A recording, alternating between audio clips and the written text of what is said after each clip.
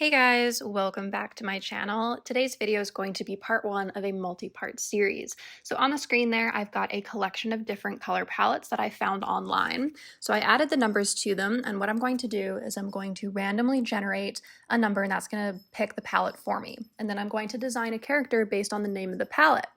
So I'm going to do 2 characters every month. So that means I'm going to finish this by the end of the year. So it'll be basically my 2021 challenge. So the first color palette that I randomly generated was the one called Omnivorous. So the meaning of omnivorous is producing or consisting of all kinds of things. So I thought that was a very interesting word. I've never heard it before in my life. And this color palette was kind of challenging. So as you can see, I am sketching out a woman there in that darkest pink color. I decided to use the dark pink as the line art, and I'm very happy with my decision to do that.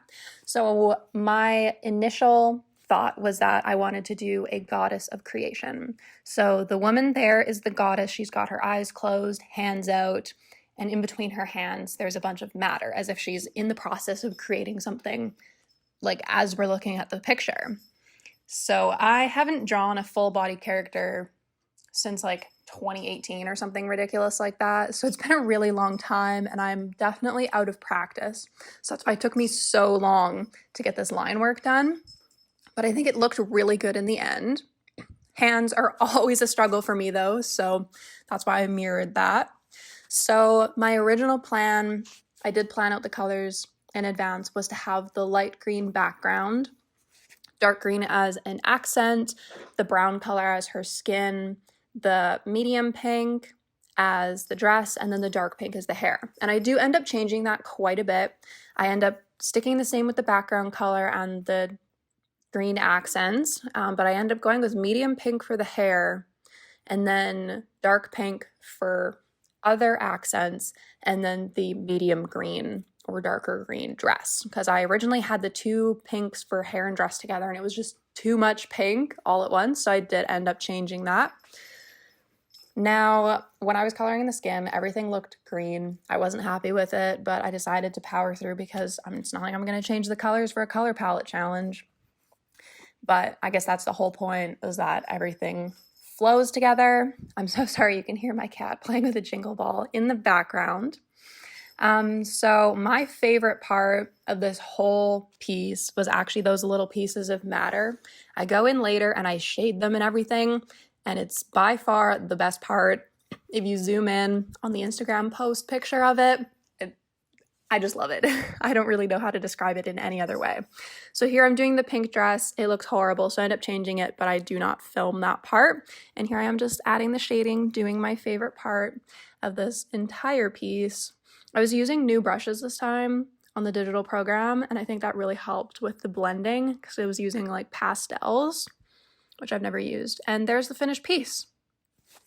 So my second one that I did was the palette called Damned If I Do. So it says pink and then the grayish greens. Kind of funny that the first 2 generated were pink and green. So I had 2 ideas. This one here that you see was like an angel versus a devil kind of fighting, like damned if I do, damned if I don't. And then the other idea was to have the 2 doors. So I do end up going with the 2 doors solely because when I Googled the phrase, political cartoons with 2 doors kind of came up, and I figured that was a really good representation of the impossible decision that is kind of behind the phrase, like damned if I do. So I decided to expand on the phrase, obviously, damned if I do, damned if I don't. That's the name of the piece. And again, I planned out the colors in advance. I knew I wanted that dark pink for the doors, light gray for the background, and then we just kind of mix and match the other colors in the center.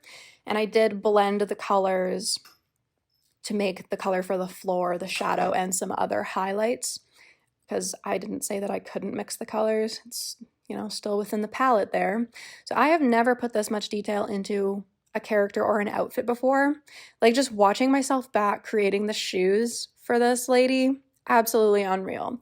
Anyways, the inspiration for this pose was obviously those political cartoons with the 2 doors, but I wanted to depict a character kind of, I don't want to say slumped down, but like kneeling in frustration and defeat. So this person has collapsed to the floor, defeated by the fact that they have to make an impossible decision. In one door, they're damned, and in the other door, they're still damned. So the character that I chose to draw is holding a little flag in the one hand, and it has stripes on it. The original intent was to have that be like the LGBTQ flag, but obviously these colors don't really lend themselves to the rainbow flag. So I just did, the 3 lines there and had 3 of the colors. And the situation was supposed to be in one door, you come out to, or I guess the character comes out to unsupportive family members and risks being disowned.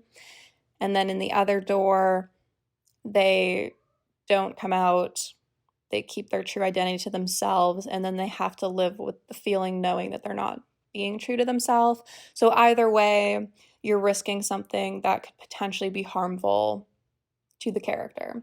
So that was my original intent. The other idea that I had was to do a protester in the position of the character, where on one door you would be going to the protest and then, risking getting injured, killed, arrested, any of those things. And, if you get arrested, have that on your permanent record. And then in the other door is stay home, but feel guilty about not supporting what you believe in. So either way, either situation, the character is stuck between a rock and a hard place. And I did leave it kind of vague by just having like 2 little signs on the door that say, damned if you do, damned if you don't, so that anybody viewing this piece can interpret it in whatever way they want, in whatever situation. You can put yourself in the position of the character with your own impossible decision that you're struggling to make. So originally, with the protester idea, I wanted to have the doors open, but again, I just wanted to keep it a little bit more simple because I'm really not good at drawing backgrounds. So this was hard enough as is.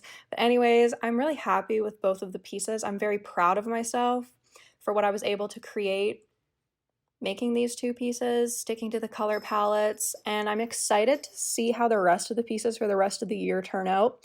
These are obviously the 2 for January here, and I think that I happened to randomly generate 2 very difficult palettes right off the bat, so proud of myself for conquering it. And here I'm just adding those finishing touches onto the piece. So if you liked this video, make sure to like it, comment if you have any feedback or any suggestions for things that you want to see. And I'm posting new videos every Monday, so I'll see you all next time.